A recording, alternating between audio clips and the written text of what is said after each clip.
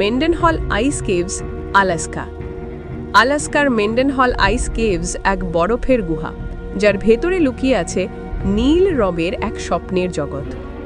রাজধানী জুনো শহর থেকে প্রায় 12 মাইল দূরে এই গুহাটি তৈরি হয়েছে বিশাল মেন্ডেনহল গ্লেশিয়ারের নিচে।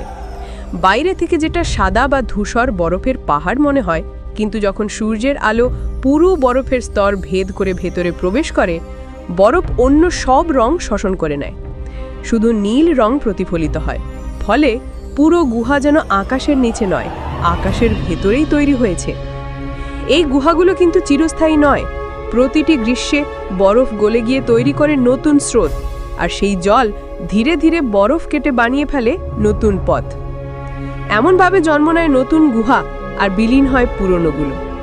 জলবায়ু পরিবর্তনের কারণে মেন্ডেনহল হিমবাহ দ্রুত গলে যাচ্ছে। 1950 থেকে আজ পর্যন্ত এটি পিছিয়ে গেছে প্রায় 2 মাইল। যেখানে আগে সহজে পৌঁছানো যেত, এখন সেখানে যাওয়া মানেই বিপদ, কারণ এই বরফের প্রাসাদ যে কোনো সময় ভেঙে পড়তে পারে।